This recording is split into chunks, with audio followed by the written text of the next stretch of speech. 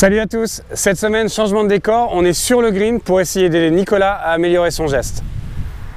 Alors Nicolas, en nous envoyant votre vidéo, vous vous êtes plaint d'un manque de régularité au putting et d'avoir un backswing qui n'était pas bien en ligne. Et c'est vrai que quand on regarde dans le détail, votre vidéo au ralenti, on va voir qu'on a un putter qui gigote un petit peu à la montée. Si j'exagère le mouvement, on a quelque chose, au lieu d'avoir un putter qui va bien en ligne vers l'arrière, on va avoir un mouvement qui va être très irrégulier comme ceci. Et forcément, si le mouvement de montée est irrégulier, la traversée sera irrégulière aussi. De mon point de vue, ça vient d'un excès de contrôle. Si je compare avec des sports de précision, la fléchette, la pétanque, on va avoir un bras qui va être bien relâché pour lancer et être précis, pareil à la pétanque. Et au golf, au putting, on veut la même chose, on veut du relâchement, du lâcher prise. Plus je vais être relâché, plus je vais laisser swinger mon putter d'arrière en avant sans essayer de le contrôler, plus mon putter va être en ligne, plus il va suivre son pendule, son plan de swing original, et plus il va swinger avec régularité. Donc le but, ça va être d'enlever cet excès de contrôle, avoir plus de relâchement, et on va voir ça avec l'exercice suivant. Alors l'exercice que je vais vous recommander, Nicolas, ça va être de faire des putts à une main, main gauche, main droite. Un exercice que Tiger Woods faisait beaucoup à une époque, et cet exercice, il va nous apporter beaucoup de compréhension sur le balancier du putter, sur le relâchement qu'on doit avoir. Je vais vous demander de le faire sur des longs putts, parce que sur des longs putts, vous allez être obligé d'utiliser l'inertie du putter pour faire rouler la balle longtemps. Si vous essayez de contrôler ou de forcer, vous allez voir que ça ne marche pas.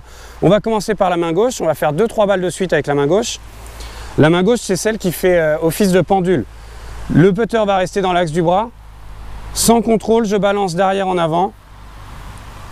Je sens que je ne manipule pas, je laisse faire l'inertie, je laisse faire le balancier. Et ensuite, je fais pareil devant la balle.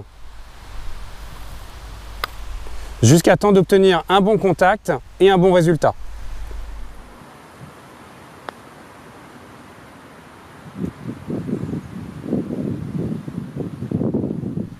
Alors maintenant Nicolas, on va parler de la main droite. La main gauche, c'est un petit peu le support technique, c'est celle qui fait office de pendule, on l'a vu. La main droite, c'est celle qui va nous donner l'adresse, la précision, le feeling. Si je repense à mon joueur de fléchette ou à mon joueur de pétanque, il va vraiment sentir son lancer dans sa main. Et au putting, on veut faire pareil. On veut surtout pas la bloquer ou l'annihiler, la main droite. Donc la main droite, on va faire quelques putts pareil avec ce putter. On va balancer le putter d'arrière en avant. On va sentir qu'avec ce côté-là, on a un petit armement à la montée. On a une petite extension au travers de la balle. Bref, c'est un petit peu moins en ligne comme le bras gauche. Là, on laisse faire un petit peu plus le putter. On ressent le feeling. Une fois qu'on a bien le geste, on fait pareil devant la balle.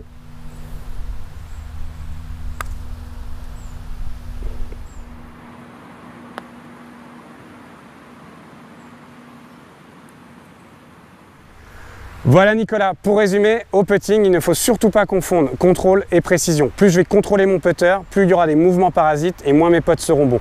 Plus je vais le laisser se balancer d'arrière en avant sans contrainte, de manière fluide, plus mes gestes seront répétitifs, comme un pendule, et plus les putts seront de qualité. Bon entraînement!